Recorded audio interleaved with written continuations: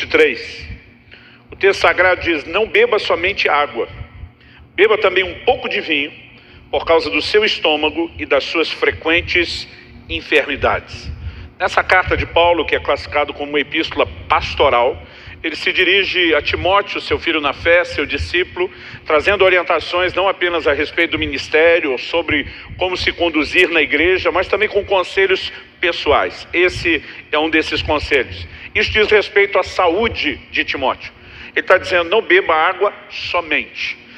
Essa afirmação, acredita-se, porque eu e você precisamos olhar para um texto como esse com as lentes de antigamente, não de hoje. A maioria de nós hoje tem acesso a uma água mineral, potável, de alta qualidade. Isso não era realidade em todos os lugares, especialmente onde Timóteo estava como missionário. Acredita-se que nessa época ele estivesse liderando a igreja de Éfeso, mas a verdade é que Paulo, cujo ministério era marcado pelo sobrenatural, por manifestações de curas e milagres, não menciona oração e fé e nenhuma intervenção milagrosa em prol da saúde de Timóteo. Ele apenas dá um conselho, dizendo: você deveria incluir um elemento terapêutico natural criado por Deus, que é o vinho, para evitar não só a progressão, mas talvez até reduzir aí os problemas no estômago. E quando ele fala de frequentes enfermidades, acredita-se que esteja associado a isso. Eu quero ler um breve comentário do pastor Hernandes Dias Lopes, no seu comentário expositivo do Novo Testamento, sobre esse texto. Ele diz assim: o pai da medicina, Hipócrates, recomendava doses moderadas de vinho a pacientes para os quais a água sozinha faria mal ao estômago. Plutarco declara que o vinho é a mais útil das bebidas e o mais agradável dos remédios. Paulo é enfático em dizer que Timóteo, por motivos terapêuticos, deveria usar um pouco de vinho e não muito vinho. É claro que esse texto não pode nem deve ser usado para justificar o consumo de álcool. Paulo se refere a cuidados medicinais e não uma licença para beber. E ele termina dizendo: de acordo com William Barclay, Paulo simplesmente está dizendo que não há nenhuma virtude em um asceticismo que faz ao corpo mais mal do que bem. Com essa lente, eu quero que você imagine um Paulo que não está menosprezando o poder da oração, nem da fé, nem deixando de reconhecer que Deus intervém, traz cura e saúde, mas está dando um conselho prático, sem nenhuma espiritualização exagerada a respeito dessa questão da saúde. E eu quero tomar justamente esse conselho de Paulo como o trilho da minha conversa de hoje, que se consiste e resume em compartilhar com vocês aquilo que nos últimos anos Deus vem corrigindo e tratando na minha própria vida. E a minha intenção ao compartilhar o confronto e a correção de Deus na minha vida é na expectativa de que a carapuça lhe sirva de alguma forma e de alguma maneira, que a instrução bíblica possa te ajudar. Você que talvez está há menos tempo na igreja, que não está necessariamente desde o começo, não conheceu minha outra versão, que cheguei a ter como peso recorde 153 quilos. E nessa época, apesar de estar com um peso como esse, estava ainda bem novo. Acredito que isso aconteceu quando eu estava mais ou menos com 35 anos de idade, estou com 48. E eu me lembro que na ocasião, eu recentemente tinha feito um check-up com um cardiologista, e quando os resultados ficaram prontos, eu fui na consulta novamente falar com ele. Eu lembro dele literalmente jogando o exame dentro do envelope pela mesa, aquele envelope rodando, batendo no meu peito, e ele dizendo meio bravo: digamos que o senhor tem mais sorte do que juízo. Com peso desse, não era para os seus índices estarem todos tão bem, tão bons. Algum tempo depois, recebemos em casa, Kelly e eu, uma visita de uma amiga nossa que já ministrou algumas vezes aqui na igreja, uma pastora lá da Itália, Rosela Infátio. E ela veio acompanhada de uma outra amiga, uma discípula que é médica. Ela, apesar de italiana, casada com um brasileiro, não falava bem o português. Eu lembro quando elas entraram em casa, ela deu aquele olhar de médico, aquele raio-x de alto a baixo, Ela deu uma olhada no meu tamanho, ela falou: pastor do céu, cada vez que eu lhe encontro, o senhor está maior. E desde 2003 eu já ia ministrar lá, já tinha ido algumas vezes na Itália, e ela vindo ao Brasil, e ela disparou isso na hora. Ela falou: o senhor tem feito check-up? Eu falei: tenho. Ela disse: e aí? Eu falei: e aí que está tudo bem. Ela me olhou com a cara de não estou acreditando. Eu lembro que eu falei: Kelly, pega os exames. Ela falou, não precisa, o senhor está falando, não acredito. Eu falei, só não está com cara que está acreditando. Ela falou, eu vou ser honesta, é difícil acreditar que o senhor com esse peso esteja tudo bem, né? E ela me perguntou, o que o médico responsável pelo check-up te falou no final das contas? E eu falei para ela, olha, ele me disse que eu estou com mais sorte do que juízo, né? Ela olhou para mim e falou, olha, me desculpe, mas eu vou discordar do seu médico. O senhor não está tendo sorte. Ela falou, o senhor só está ganhando tempo. E ela falou uma frase que eu nunca mais esqueci. Levou ainda mais de um ano para fazer efeito, mas eu nunca mais esqueci. Ela disse assim, o corpo é que nem cartão de crédito. Primeiro você gasta, depois vem a fatura. Ela falou, por enquanto o senhor só está gastando, a conta ainda não chegou. Mas essa fatura vai chegar logo e vai chegar alta. Quando ela falou isso dentro de mim, eu resmunguei. Está amarrado em nome de Jesus. Era a época da espiritualização. Assim como quando o médico jogou o exame, eu dentro de mim estou rindo, some de Deus, né? E um ano e pouco depois dessa conversa, minha pressão subiu, disparou e eu precisei entrar com remédios para controlá-la. Um ano e pouco depois da pressão, o diabetes disparou, o açúcar, né, subiu demais. E aí foi quando eu levei o susto, eu vi que de fato a fatura estava chegando. Então eu resolvi gastar menos, né? E fiz algumas adequações no estilo de vida, principalmente na alimentação. Comecei a perder peso, né? E quando eu cheguei, eu me lembro dos 153 foi o máximo. Quando eu cheguei em 127 quilos, tudo se normalizou. O açúcar no sangue, a pressão, e aí eu me acomodei, né? Então não pode ser que eu tomei vergonha na cara, eu tomei meia vergonha. Emagreci só a metade que precisava, o suficiente para dizer, voltei a ter saúde. E levou um tempo até que Deus me desse um choque, um presta atenção final, para que eu realmente entendesse e começasse a praticar a questão do cuidado do corpo. Mas, por questão de mera provocação da sua curiosidade, vou deixar essa história final para o fim, né? Antes de chegar assim, ninguém vai embora antes de eu terminar. Eu certeza que vocês vão ficar curiosos para ouvir. Antes de chegar lá, eu comecei aos poucos a perceber e descobrir algumas verdades na Escritura, e a primeira delas diz respeito a essa espiritualização exagerada que às vezes nós cometemos, né, e praticamos. Alguns vivem o outro excesso, é uma naturalização, tudo parece ser normal, natural, as pessoas tiram o elemento sobrenatural. Estou falando de cristãos, né, nem de gente que ainda não conhece a Deus, quase como se Deus só estabeleceu leis, a gente funciona diante delas e nunca haverá nenhum tipo de intervenção milagrosa ou sobrenatural. O outro extremo, onde eu naveguei um pouco mais, é quando às vezes a gente espiritualiza até o que não precisa. E nessa época, Deus começou a me fazer repensar algumas verdades. A primeira delas é que em Mateus 4,4, Jesus, replicando Satanás, que o tentou a transformar pedras em pães, ele diz, está escrito, nem só de pão viverá o homem, mas de toda a palavra que sai da boca de Deus. Ali, quando Jesus diz que o homem não vive só de pão, mas também da palavra de Deus, porque ele é um ser tanto natural quanto espiritual. Jesus diz a Nicodemos em João 3,6, o que é nascido da carne é carne, o que é nascido do espírito é espírito. Então nós somos tanto seres naturais, né, materiais, matéria, como somos seres espirituais. Agora, quando Jesus diz não é só pão, também é a palavra de Deus, ele também não está dizendo é só a palavra de Deus e não tem pão. Quando Deus criou o homem e o estabeleceu lá no Jardim do Éden, antes mesmo do pecado, o homem está em perfeita, plena comunhão com Deus, mas ainda assim o Senhor diz, você pode comer de todas as árvores do jardim, menos daquela. Em outras palavras, Deus está dizendo, não é a minha presença, embora te supra em determinados níveis, que vai sustentar esse seu corpinho. Deus está dizendo, você tem que comer, né? Por que eu estou mexendo em questões como essa? Porque às vezes nós vamos ao outro extremo, né? O extremo de que espiritualizamos tanto que não precisa ter nenhum cuidado, nenhum tipo de cuidado com o corpo e nem mesmo com a alimentação. E eu quero te mostrar que isso é de fato um engano, um equívoco. Por outro lado, né, eu me lembro de uma frase que papai repetia muito lá em casa para mim, para meus irmãos, quando entramos naquela fase pré-adolescência, depois adolescência, chegando à juventude, e começa a bater aquele espírito de adrenalina, de aventura, e a gente gosta de flertar com o perigo, né, em nome da aventura, cheio de ingenuidade, de imprudência. E papai citava muito Mateus 4,7, uma frase de Jesus, logo depois da primeira que eu citei, quando Satanás diz, olha, pula do pináculo do templo, pois está escrito que Deus vai dar ordem aos seus anjos para que te guardem, né? O diabo está o quê? Espiritualizando uma promessa de proteção. Jesus replica e diz, também está escrito, não tentarás o Senhor teu Deus. Meu pai usava muito essa frase, principalmente quando a gente brincava com as coisas que eram, né, perigosas demais aí na perspectiva dele. A gente naquela inocência e ingenuidade da juventude, como eu disse antes, só via nisso aventura. Eu comecei a descobrir que nesse assunto da questão do corpo, muitos de nós estamos vivendo de tal forma que acabamos tentando a Deus, extrapolando princípios. O apóstolo Paulo, por exemplo, estava num navio cujo destino era Roma. Ele seria julgado por César lá em Roma, né? Ele está junto com outros prisioneiros. O navio acaba naufragando. Eles vão parar na ilha de Malta. Você pode depois ler o episódio todo lá em Atos 27. Mas interessante que um anjo de Deus aparece a Paulo, né, quando o naufrágio estava na iminência já de acontecer.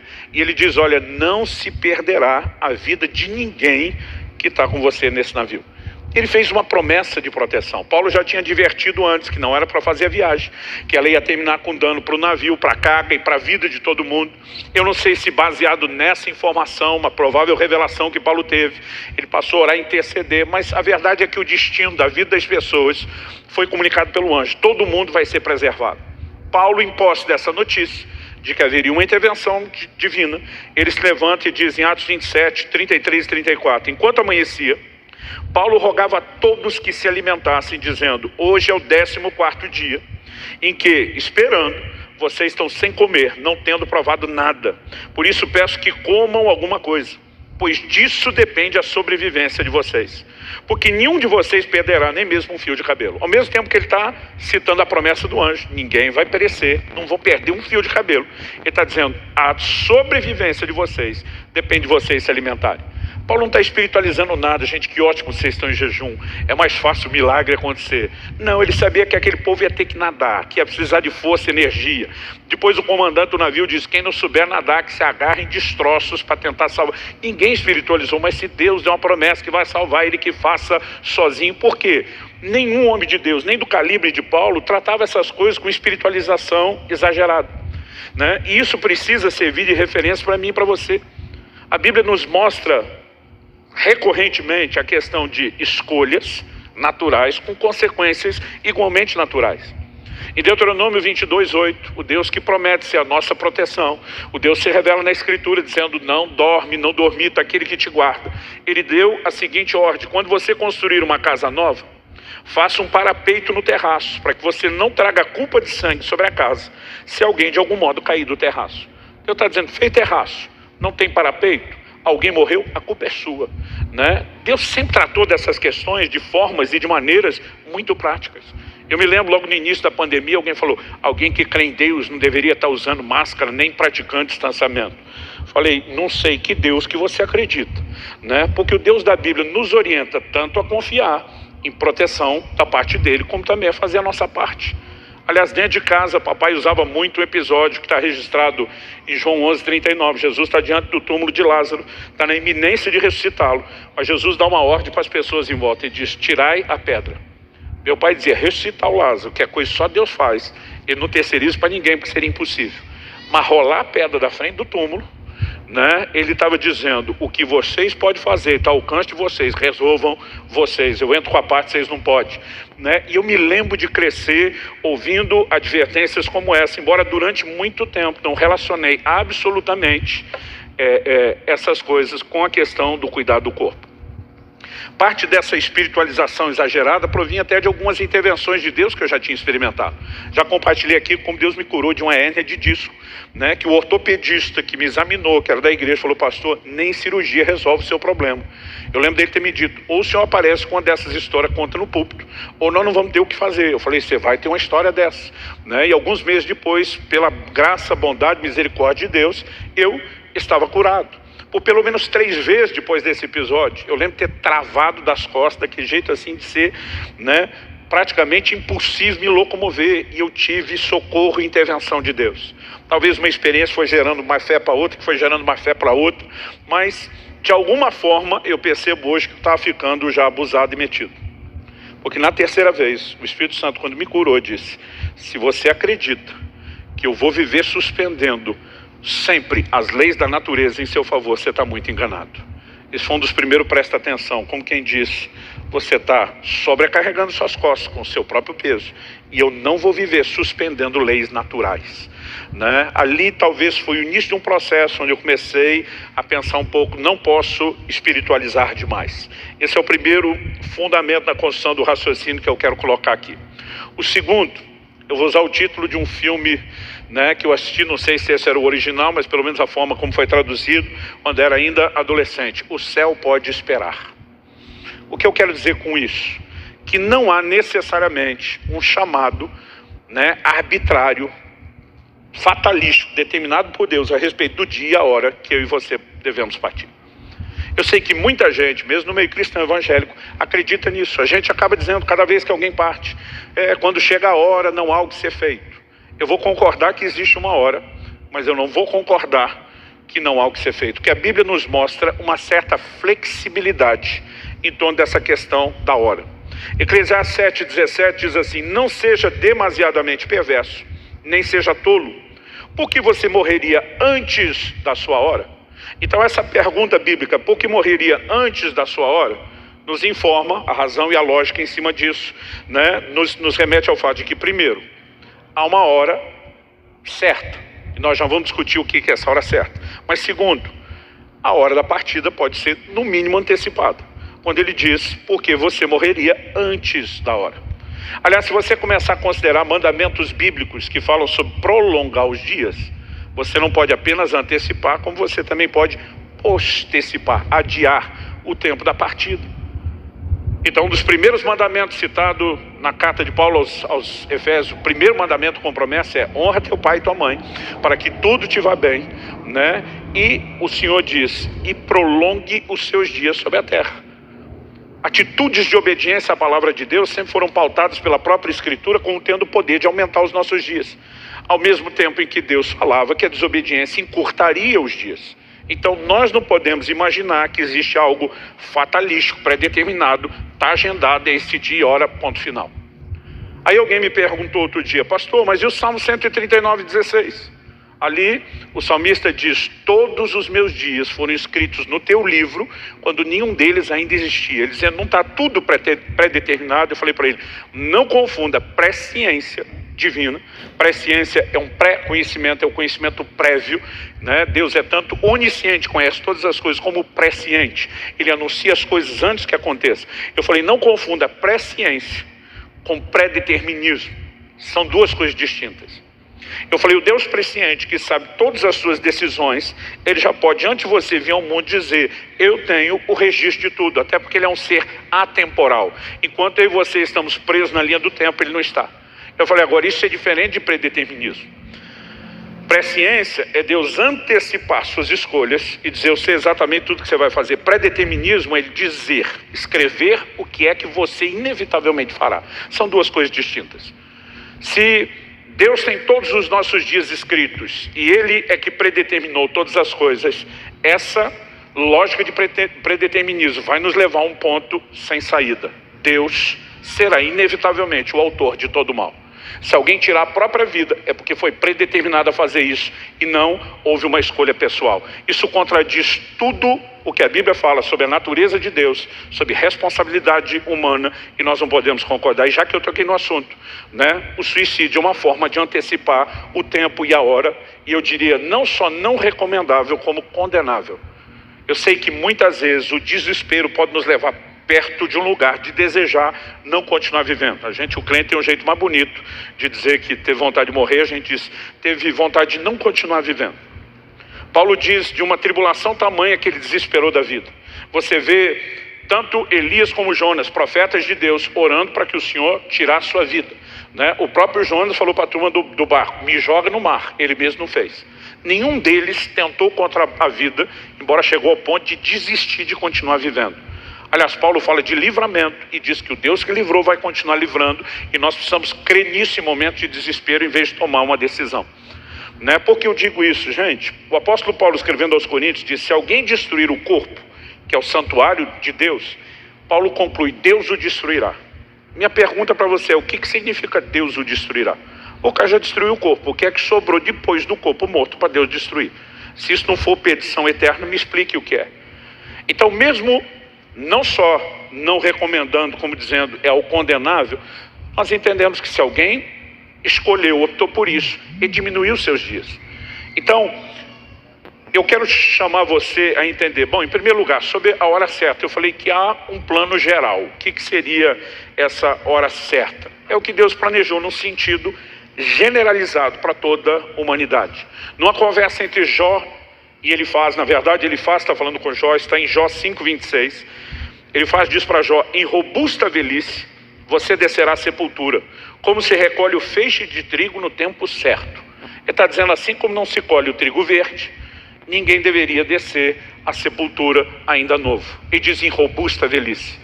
Alguém pode dizer, Elifaz estava só expressando a opinião dele, quer queira, quer não. A Bíblia faz questão de dizer que foi assim que a vida de Jó terminou. Jó 42:17 diz, e assim Jó morreu após uma longa velhice. Como ela atribui isso a praticamente todos os patriarcas que andaram com Deus. Então nós podemos imaginar que num consenso geral, o que Deus esperava é que o homem envelhecesse. E obviamente ele estabeleceu limites. Limites da duração da vida do homem que inclusive vão sendo alterados ao longo da história bíblica, né? Diminuídos. Você vê os primeiros dos seres humanos mencionados na linhagem de Adão, os camaradas chegaram a viver 900 e tantos anos. Quando chega o dilúvio, Deus diz, a vida do homem será 120 dias. A partir disso, a média de vida despenca drasticamente. E o Moisés, que viveu 120, que era a nova medida cheia, ele escreve o Salmo 90, que diz que a vida do homem é 70, quando muito 80 anos, e o que passa disso é câncer e enfado. Então, o que nós percebemos é que existe um consenso, uma linha geral. Agora, pode existir o que nós vamos chamar de um plano personalizado. Deus pode tratar em caráter de exceção algo diferente para alguns. A Bíblia diz que Enoque andou com Deus e o Senhor o tomou para si. Esse não é nem que morreu cedo, ele pulou a etapa da morte e foi direto, né? A Bíblia mostra que ele viveu 300 e poucos anos, mais do que nenhum de nós conseguirá viver, mais perto da longevidade dos seus dias, menos. Jesus fala com Pedro a respeito de com que tipo de morte ele haveria de glorificar Deus. Ele menciona a morte por crucificação, né? Ele estava dizendo para Pedro, você não vai morrer só de causas naturais, você será um mártir do Evangelho. Paulo se refere também ao seu martírio, dizendo, o tempo da minha partida se aproxima, eu vou ser oferecido como oferta, como libação. Embora os dois apóstolos foram martirizados na velhice. Você pega o caso de Estevão, que nós não sabemos a idade que tinha, Atos 7, né? Então eu acho que nós temos aqui exceções suficientes para dizer, Deus até pode chamar alguém e convocá-lo antes do que para nós seria a hora, mas isso não é regra, isso é exceção. Via de regra, o que eu e você deveríamos entender, a menos que Deus revele e comunique a exceção, nós estamos no consenso geral.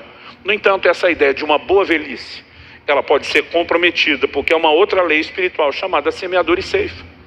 Você planta o que colhe e você não colhe aquilo que não planta. E muitas vezes nós temos vivido de tal forma, sem pensar, como pode ser o nosso final, inclusive quando falamos da questão do cuidado do corpo. Robert Murray McCheyne foi um avivalista do país de Gales, e alguns anos atrás, quando eu estava no início desse processo de correção divina, um colega do ministério me encontrou e falou, você já ouviu falar de Robert Murray McCheyne? Falei, foi um avivalista do país de Gales, se não me engano. Ele falou, isso mesmo. Ele falou, você conhece a frase mais famosa do McCheyne? Eu falei, eu conheço alguns, citei uma delas no meu livro do Todo Coração, né? Mas não sei se eu conheço a mais famosa. Ele falou, se você não tem certeza, você não conhece. Ele diz a frase mais famosa, ele disse no leito de morte. Aliás, ele morreu antes de completar 30 anos de idade. E a frase dele foi a seguinte, Deus me deu um cavalo e uma mensagem. Ele diz, eu matei o cavalo, já não posso mais levar a mensagem. Por nunca ter cuidado devidamente da sua saúde, ele morreu de forma prematura. E não, tinha plena consciência de que não poderia cumprir o pleno propósito de Deus para a sua vida. Paulo escreve aos Filipenses, ele diz, olha, eu tenho o desejo de partir, estar com Cristo, que é incomparavelmente melhor. Mas ele diz, eu estou em aperto, eu não sei o que escolher. Se por um lado eu quero partir, estar com Cristo, que é incomparavelmente melhor, ele diz, por outro lado eu penso que se eu ficar, eu posso ser mais útil e dar mais frutos no meio de vocês. E basicamente Paulo está dizendo, eu escolho ficar. Em outras palavras, ele está dizendo, o céu pode esperar. Eu posso ser útil por mais tempo. Acredito que, olhando para essas verdades bíblicas, a gente consegue, junto com não espiritualizar demais, junto com o entendimento de que tudo não está tão determinado, né, de forma prévia e fatalística, como falei antes, a gente consegue construir um conceito de responsabilidade sobre não só quanto viveremos, mas como viveremos. Dr. Aldrin, que vai estar ministrando na terça, aliás, estou vindo hoje apenas como um João Batista, como precursor daquele que virá com a mensagem, né, de cuidado e saúde do corpo. Ele, além de pastor, é um médico, é uma das pessoas que mais tem me ajudado nos últimos anos. Ele tem uma frase interessante quando ele fala a respeito do cuidado de saúde. Ele diz: isso não diz respeito apenas a conseguir mais anos para a sua vida, mas também colocar mais vida nos seus anos, né? Quando nós entendemos a ideia do cuidado. Agora, algumas coisas podem nos ajudar a antecipar. A respeito de não se alimentar adequadamente, não cuidar do corpo. Eu vi uma vez o Dr. Aldrin dizer: olha, esse é o tipo de erro que não necessariamente vai te impedir de ir para o céu, mas pode te fazer encontrar o Salvador mais depressa do que você imagina, pela falta de cuidado, né? Então, com essas coisas em mente, eu quero passar para o meu terceiro e último tópico, onde talvez eu gaste um pouquinho mais de tempo, falando a respeito do que é o cuidado do corpo, né? E algumas áreas específicas onde a gente necessita dar atenção a ele. Então, eu quero que você abra comigo, por gentileza, em 1 Coríntios, no capítulo 6, e nós vamos ler os versículos 19 e 20. 1 Coríntios 6, 19 e 20. O apóstolo diz assim: será que vocês não sabem que o corpo de vocês é santuário do Espírito Santo que está em vocês, e que vocês receberam de Deus, e que vocês não pertencem a vós mesmos, porque vocês foram comprados por preço? Agora, pois, glorifiquem a Deus no corpo de vocês. Isso aqui é o que nós chamamos do entendimento de redenção e, consequentemente, de mordomia cristã. Redenção: Deus nos comprou, Ele nos adquiriu. O verso 20 está dizendo: vocês foram comprados por preço. Então, o seu corpo, em outras palavras, Paulo está dizendo, não te pertence. Ele é santuário de Deus, ele é da parte de Deus. Basicamente o que Deus está dizendo é que esse corpo no qual eu e você moramos, que não é nosso, é antes de mais nada dele, porque ele comprou, nos foi confiado, e nós temos que administrar, como gerentes, como mordomos, aquilo que pertence a Deus, de tal forma que Deus seja glorificado. É lógico que o contexto onde Paulo aplica isso, se você olhar os versículos anteriores, ele está falando de fugir da imoralidade. Mas o cuidado com o corpo, a boa mordomia, não é apenas mantê-lo distante de pecados, né, morais e impureza, como envolve todo o pacote, toda a ideia do cuidado do corpo. Aliás, um pouquinho atrás, no verso 13, o apóstolo Paulo tinha dito assim: os alimentos são para o estômago e o estômago existe para os alimentos. Está falando de uma criação casada. Deus fez um para o outro e o outro para um, né? O alimento foi feito para ser digerido no estômago. O estômago foi criado para digerir o alimento. Ele está falando de uma criação casada. E ele termina dizendo: o corpo não é para a imoralidade, mas para o Senhor, e o Senhor para o corpo. É depois dessa ideia que ele afirma no versículo 14 que o Deus que ressuscitou a Jesus Cristo dentre os mortos também nos ressuscitará a nós pelo seu poder. Ou seja, ele nos chama a pensar além da funcionalidade do corpo para essa vida terrena, além da morte e decomposição do corpo, num dos eventos que é tratado na Bíblia como, né, um dos rudimentos da doutrina de Cristo, que é a ressurreição. Nós precisamos entender com essa perspectiva maior a importância e o valor que o corpo tem aos olhos de Deus e a responsabilidade que nós temos de uma boa mordomia, cuidando daquilo que não é nosso e sim do Senhor. Paulo, em outro lugar, ele apresenta uma outra perspectiva do cuidado do corpo. Em Efésios 5, ele está falando a respeito de como os maridos devem tratar a esposa e a esposa os maridos. Ele estabelece um paralelo em relação a isso, né? Falando a respeito de como Cristo trata a igreja e como a igreja deve se portar em relação a Cristo. E dos versos 28 a 30 de Efésios 5, ele diz: assim também o marido deve amar a sua esposa como ama o próprio corpo. Quem ama a esposa a si mesmo se ama, porque ninguém jamais odiou o seu próprio corpo, ao contrário, o alimenta e cuida dele, como também Cristo faz com a igreja, porque somos membros do seu corpo. Aqui, quando ele fala de como Cristo cuida da igreja, com a perspectiva de que a igreja é o seu corpo, isso nos ajuda a ter uma visão completa. Jesus, como Deus encarnado, viveu nessa terra 100% como homem. Como homem, ele teve fome, ele teve sede, ele teve cansaço, né? E porque cansou, ele descansou e dormia, porque tinha fome, ele comia, porque tinha sede, ele bebia, né? Você percebe a forma que na época de Jesus se vivia, diferente da nossa, no nosso tempo, que vivemos o auge, o apogeu do sedentarismo em toda a história humana, né? Havia cuidados. Mas Paulo continua apresentando a ideia de que hoje, a igreja sendo seu corpo, ele continua cuidando dela. E diz, assim como o homem cuida do seu corpo, alimentando, exercendo cuidado, também deveria o fazer em relação à esposa. A visão de cuidado, né, me parecia ser algo tão óbvio, tão lógico, que eles não se davam a explicar isso, mas usavam isso como algo tão óbvio para explicar outras coisas.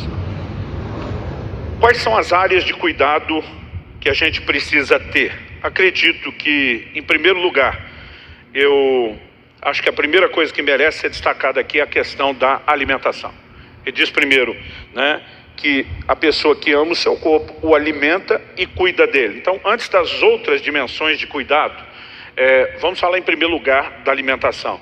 Porque uma pergunta que eu comecei a me fazer desde que Deus começou a me fazer perceber essas verdades sobre saúde que eu nunca, durante muito tempo, nunca tinha percebido e enxergado na Bíblia, é como a comida tem afetado a humanidade. Mais gente tem morrido pelo excesso da comida do que pela falta dela. Isso não é apenas uma questão estatística, é que os abusos, os excessos em relação à alimentação têm trazido mais mal à saúde, né? E tem prejudicado mais pessoas do que a própria fome. Mas qual foi o problema básico, principal, inicial, primordial da humanidade? O pecado. Em que contexto o homem cedeu à tentação? Comida. Quando Satanás tentou Jesus no deserto, qual foi a primeira investida? Comida. Transforme essas pedras em pães se você é o Filho de Deus. Graças a Deus nosso Senhor venceu, nos mostra que é possível vencer também. Esaú vende o seu direito de primogenitura por um prato de comida. Números 11 nos mostra que os judeus, hebreus, depois de terem saído do Egito, sentiram saudade do lugar da escravidão, porque estavam com saudade da comida. Quando você começa a levar em conta os exemplos bíblicos, nós não podemos olhar e dizer, não existe nenhum tipo de perigo por trás desse cenário. A verdade é que a igreja, principalmente eu diria a igreja moderna, ela acabou criando uma espécie de autodefesa e proteção em relação ao assunto. Já houve épocas, né, em que o rigor ligado à alimentação era muito maior. As discussões da igreja no primeiro século, você percebe pelas epístolas. Tinha gente disputando o que podia, o que não podia comer. Havia uma mentalidade de asceticismo, né, de privação, de muito rigor. Se falava muito a respeito de domínio próprio, de temperança, de controle. Com o passar do tempo, nomenclaturas não bíblicas começaram a entrar na cultura cristã. Se não me engano, foi no século VI, que o Papa Gregório Magno instituiu a questão dos 7 pecados capitais, entre eles a gula. Apesar de não ser uma terminologia bíblica, né, eles tratavam isso com um peso diferenciado. De alguma forma, na cultura moderna, nós fomos aliviando a barra, não só com aquela ideia de que não tem nenhum tipo de problema, como na verdade passamos a nos desculpar. Minha mãe uma vez voltou de uma consulta médica e ela falou, olha, fiquei com uma vergonha. Eu falei, do quê? Ela falou, de mim e de todos os crentes juntos. Falei, por quê? Ela falou, o médico olhou para mim e falou, olha, vocês evangélicos não fuma, não bebe, mas come que é um negócio. Ela diz, eu não podia nem defender ninguém, né? Porque de alguma forma a gente acaba criando uma forma de pensar equivocada. Gente, é impressionante como às vezes a gente pode usar a escritura para tentar fazer com que ela diga o que ela não disse, para justificar um estilo de vida. Por exemplo, Jesus disse, quando enviou os discípulos a pregar, comei de tudo o que puser diante de vocês. Gente, por anos eu acreditei que Jesus mandou comer tudo e não de tudo. Há uma diferença enorme. Comer de tudo é provar de todas as coisas, é não ser seletivo. Comer tudo é liquidar a fatura, é não parar enquanto tiver algo na mesa, né? Um fala a respeito do tipo de alimento, o outro fala a respeito da quantidade. Mas de alguma forma dizia, gente, Jesus que mandou, coma de tudo. E eu pulava o D e ficava só com o tudo, né? Como criei durante muito tempo uma outra desculpa sobre a questão do exercício físico, daqui a pouco eu chego lá. O que nós precisamos entender? Que existe uma cultura errada a respeito da comida. Nosso querido, saudoso pastor Francisco pegou no meu pé muito tempo, pelo menos ele teve a alegria de por muitos anos já me ver numa versão bem melhor. Um dia eu falei para ele, Francisco, me ajuda aí a ter uma filosofia prática. Ele falou, para mim a coisa mais prática é a seguinte, eu lembro que ele falou bem desse jeito, ele falou, eu não vivo para comer, eu como para viver. Eu falei, é profundo isso, porque eu fiz um balanço rápido depois que ele falou e eu falei, eu não como para viver, eu vivo para comer. Pensa num cara que agradecia a Deus, gente. Deus lá no Éden podia ter dito para o homem, diz, olha, eu fiz uma fruta só, em uma árvore só, ela tem todos os nutrientes, todas as vitaminas, tudo que você precisa, e a gente ia passar o resto da vida comendo uma coisa de um sabor, um cheiro e uma cor. Mas Deus caprichou na diversidade, eu dizia, obrigado. Mas de alguma forma nós vamos a excessos. Existe uma mentalidade na Bíblia de banquete, de festa, de alegria, de celebração, sim, como exceção, não como regra, não como estilo de vida. Olha o que diz Eclesiastes 10:17. Feliz é você, ó terra, cujo rei é filho de nobres e cujos príncipes se sentam à mesa a seu tempo para refazer as forças e não para se embriagar. Esse refazer as forças é tratar a mesa como um meio de subsistência, não como um ato de prazer contínuo. Há uma diferença enorme entre uma coisa e outra. Basicamente, o texto está falando, bem-aventurado é você, ó terra, cujo rei é filho de nobres, cujos príncipes não vivem para comer, mas comem para viver. Outra coisa que me ajudou muito no processo, a mentalidade de glorificar a Deus. 1 Coríntios 10:31 diz assim, quer comais, portanto, quer comais, quer bebais, quer façais qualquer outra coisa, fazei tudo para a glória de Deus. Eu tive que começar a me perguntar muito, cada vez que sentava à mesa, Deus vai ser glorificado com o meu comportamento aqui. Deus vai ser glorificado com o resultado posterior do meu comportamento aqui. E essa mentalidade de dizer eu preciso honrar e glorificar a Deus quando como ou bebo, me ajudou a mudar muita coisa. Daqui a pouco vou falar sobre isso. De vez em quando alguém pergunta, pastor, o senhor já chegou lá? Falei, ainda não. Mas graças a Deus não estou mais aonde estava. Segunda área de cuidado, sobrepeso. Em 1 Timóteo, no capítulo 5, no versículo 16, Paulo, tratando do assunto das viúvas, ele explica, olha, se alguma viúva tem filhos ou netos, tem arrimo de família, eles é que devem cuidar dela, para que a igreja não se sobrecarregue. A igreja cuidaria apenas das viúvas, cuidaria ali, sustento mesmo das viúvas que não tinham arrimo de família. Eu lembro de um dia que eu estou lendo esse versículo e a frase, para que a igreja não se sobrecarregue, pareceu saltar aos meus olhos.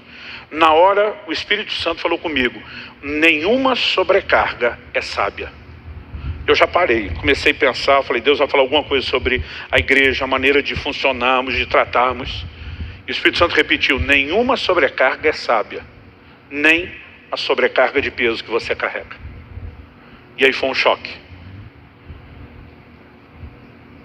Eu me lembro de uma ocasião onde uma pessoa falou, pastor, eu sei que o senhor tinha um problema congênito que piorou a ponto de precisar de uma cirurgia no joelho ano passado. Ele falou, eu sei que o senhor viveu intervenções de Deus na sua coluna, mas o senhor tem consciência de que tudo isso foi agravado pelo seu excesso de peso? Falei, hoje eu tenho. Na época em que eu estava gastando o cartão antes de chegar a fatura, infelizmente eu não tinha. Eu lembro de uns anos atrás ter feito uma declaração aqui de público dizendo, gente, eu vivi uma vida sem arrependimentos, conheci a Deus cedo, me voltei para o Senhor cedo, me doei ao Senhor desde a minha adolescência. E eu lembro que eu falei, não tenho nada do que arrepender. Nos últimos 5 anos eu mudei o discurso. Eu digo, hoje eu tenho um arrependimento. Eu queria voltar lá atrás e ter entendido essas coisas antes. Graças a Deus eu entendi a tempo de arrumar, de mudar muita coisa, mas gostaria de ter entendido e praticado antes. Pastor, o senhor estava falando sobre peso, depois da alimentação, as duas coisas não estão relacionadas? Sim e não. Porque tem gente que está vivendo sobrepeso, não apenas por falta de cuidado na alimentação. Quando eu resolvi cuidar disso, eu lembro que na primeira conversa o médico falou, nós temos que arrumar 3 coisas na sua vida. Uma é a sua alimentação, mas só isso não vai resolver. Ele falou, a outra é o seu sono. Ele disse, e a outra ainda diz respeito aos exercícios. Tem gente que está vivendo sobrepeso não só por conta de uma alimentação exagerada, mas pela falta dos outros componentes. E tem uns camaradas que comem pra caramba, mas parece que tem uma anaconda dentro de si, a gente não sabe para onde aquilo vai. Então, apesar de comer muito, ele não tem o problema do sobrepeso. Ele às vezes por essa dieta que não é cuidadosa, balanceada, ele pode ter outros problemas, mas às vezes ele não está tendo sobrepeso. Então vou separar. A terceira coisa, descanso. Descanso é a ideia de Deus. Ao criar o homem, Deus diz, produz 6 dias para o 7º. E como descanso, eu não quero falar só de uma pausa semanal, eu não quero só falar de férias anuais, mas a gente precisa dar atenção também à questão do sono. Gente, durante anos eu dormia de 4 a 5 horas por noite, porque na minha cabeça dormir era perda de tempo. E eu dizia para os outros, eu me sinto bem. E achava que quem tinha necessidade de dormir mais, preguiçoso. Dizia, não preciso, que eu não percebia que meu corpo habituou de tal forma a privação, que ele não percebia mais o mal ao qual ele estava submetido. Mas quando comecei a fazer todos os exames, todos os índices de estresse, tudo aquilo que vem como falta de sono, estavam absurdamente elevados. E precisaram me convencer. Olha, isso vai afetar todas as coisas, produção sua de cortisol, insulina. E o pessoal começou a dizer, dificilmente alguém consegue baixar de peso sem organizar o sono. Mas ele não diz respeito só ao peso, há vários elementos da saúde. Jesus, como eu disse antes, ele tanto viveu como também promoveu o descanso. Olha que detalhe interessante, Marcos capítulo 6, de 30 a 32. O texto diz assim, os apóstolos voltaram à presença de Jesus e lhe relataram tudo o que tinham feito e ensinado. É um momento de prestação de contas depois que Jesus enviou eles para ministrar. Eles disse, venham repousar um pouco à parte, num lugar deserto. Jesus está mandando eles parar o ritmo de ministério e descansar. Vamos repousar um pouco, num lugar à parte. O texto continua e diz assim, isso porque eles não tinham tempo nem para comer, visto serem muitos os que iam e vinham. Então foram de barco para um lugar deserto à parte. Jesus conseguia esse equilíbrio entre dizer, nós vamos produzir, mas nós não vamos produzir de forma inconsequente, a ponto de, como diziam os antigos, espanar a rosca do parafuso. Nós precisamos entender a importância do descanso e ele tem que ser observado. Eu no início do ministério, as pessoas insistiam comigo, tem que tirar férias. Eu dizia, não preciso de férias. Eu lembro de durante um tempo dizer, o diabo não tira férias. Um dia alguém falou, por isso que está do jeito que está, estressado desse nível. Mas a verdade é que é uma comparação estúpida, gente. Ele não funciona, o diabo e ninguém do plano espiritual, numa estrutura limitada como o nosso corpo que necessita de descanso. Eu precisei reprogramar muita coisa, mas a última parte que eu consegui colocar em dia, e isso eu acredito que esse ano eu estou vivendo meu melhor momento em relação a isso, diz respeito ao exercício físico. No ano passado fiz uma cirurgia, eu tinha um problema congênito no joelho, na cartilagem, mas isso associado ao sobrepeso fez com que minha perna aos poucos começasse a mudar o lugar do encaixe do joelho e ela foi entortando. Eu cheguei a ficar com 14 graus, a perna torta para dentro. Isso foi dificultando completamente a atividade física. Os últimos 2 anos, antes da cirurgia, eu não podia fazer quase nada, caminhar, eu ficava tentando evitar demonstrar isso no púlpito aqui, mancando, a dor, a dificuldade. Então, era algo que mesmo sabendo que precisava, estava muito difícil. Fiz o sacrifício de ficar quase 3 meses sem caminhar, porque eu entendi, eu preciso, não é apenas de mobilidade para viver, eu preciso de mobilidade para me exercitar, para poder viver mais e melhor no fim dos meus dias. Então, fiz o investimento não só da cirurgia, tem coisas que a gente não arruma da noite para o dia. Daqui a pouco vou falar de outra coisa legal que eu fiz nessa área. Primeiro deixa eu ler o texto bíblico, 1 Timóteo 4, final do verso 7, versículo 8, diz assim, exercite-se pessoalmente na piedade, pois o exercício físico tem algum valor. Uma outra versão diz, é de pouco proveito, mas a piedade tem valor ou proveito para tudo, porque tem a promessa da vida que agora é e da que há de vir. Essa frase, o exercício físico tem algum valor, nas versões mais clássicas, por literalidade, é de pouco proveito. A semelhança do versículo, Jesus diz, comer de tudo, que eu já mudei para comer tudo. Esse aqui é de pouco proveito, eu dizia, é de nenhum proveito. Durante muito tempo, achar dizer, gente, bobagem, vaidade, coisa de quem não tem ideais eternos, porque estava cego e limitado sob outra perspectiva. Algumas distinções que a gente tem que fazer. Em primeiro lugar, quando Paulo diz que é de pouco proveito ou só algum valor, ele está comparando com algo que tem muito mais valor. Ele usa a ideia do exercício para falar da piedade. Diz para Timóteo: exercita-te na piedade. Aí diz: o exercício físico é de pouco proveito comparado a isso. Por quê? Ele diz: a piedade tem a promessa da vida que agora é e da que vem depois. Então ele está dizendo: o exercício da piedade te beneficia nessa vida e por toda a eternidade. E o exercício físico só te beneficia nessa vida, não na eternidade. Então esse, comparado com o mais sublime, tem menos valor. Mas não quer dizer que para que você viva bem aqui, antes de ir para a eternidade, que ele não tenha o seu valor. Dá para entender a diferença? Além de que, quando Paulo está falando de exercício físico, a palavra traduzida exercício aqui, ginásia, que até hoje é a raiz de ginásio, tinha, academia, tudo que nós usamos, falava de um nível de exercício diferente do que todo mundo já praticava. Hoje, com a nossa mentalidade sedentária, que nós não vamos a lugar nenhum sem um carro, sem um ônibus, sem uma bicicleta, a gente não pensa como eles viviam naqueles dias. Era impossível alguém na antiguidade não se exercitar o mínimo para se manter saudável. Minha esposa usa um relógio que conta os passos que ela dá todo dia, para ela saber se ela está andando o mínimo para ser saudável ou não. Cada vez que fica muito tempo parado sem se mexer, o relógio dá uma vibrada lá e avisa ela que é hora de mexer um pouco o corpo. Você acha que antigamente alguém precisava disso? Ninguém andava menos do que o mínimo. Você olha João 4. A mulher samaritana que Jesus encontra junto ao poço, ela veio da cidade até o poço para buscar um cântaro de água.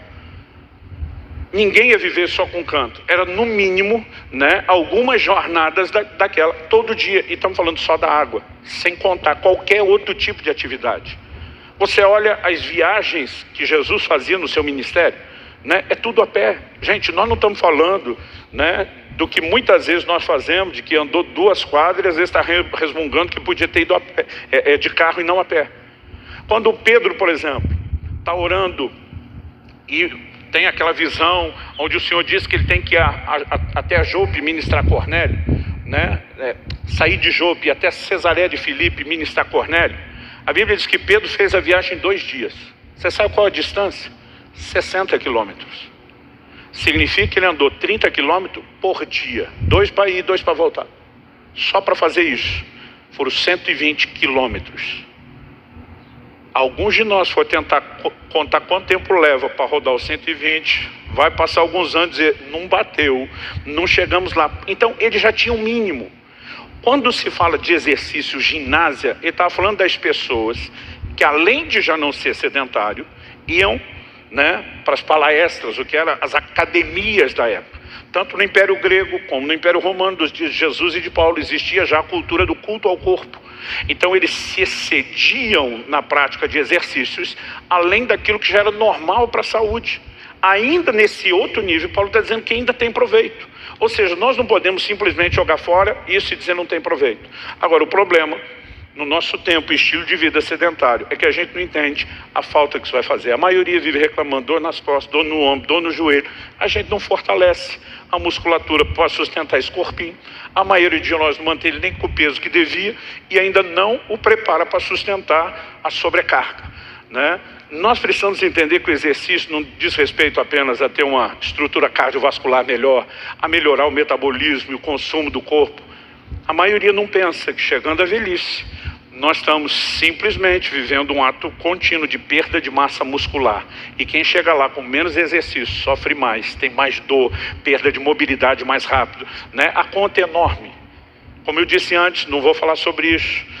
Nós estamos convidando um médico para falar sobre isso. Eu sei que não cabe todo mundo aqui na terça-feira, mas se você não puder participar, acompanhe online. Eu tenho certeza que você vai ser abençoado através desse entendimento. Para terminar, eu sei que alguns às vezes saem de um momento como esse já chocado e quer mudar a vida dele de uma vez, da noite para o dia. Eu quero dizer, normalmente não é assim que funciona. Aí você tem um camarada que faz 10 anos que não anda, amanhã ele já quer correr 10 quilômetros. Já tem a distensão de cara e já tem um outro motivo para desistir, tá vendo? Não adianta. O que nós precisamos é entender os processos. Eu comecei essas mudanças lá em 2008. De 2008 até 2014 foi só um nível que me fez baixar, acho que 27 quilos ou 26 quilos na primeira etapa. A segunda foi um choque. Qual foi o choque? Eu fiquei de contar no fim e vou contar agora. Durante muito tempo eu ouvi os testemunhos de um homem de Deus chamado Paulo Canuto. Ouvi as histórias dele, me perguntavam sobre ele, né, se eu conhecia, não só no Brasil, principalmente ministrando em alguns países da Europa, um lugar por onde ele já andou muito. Pessoas me diziam, você é do Brasil, conhece Paulo Canuto? Eu falei, ainda não, só ouvi falar. Finalmente, em novembro de 2014, nós ministramos juntos no mesmo evento. Eu ia pregar só a quinta-noite, já tinha que ir embora sexta para um outro evento, na sexta de manhã.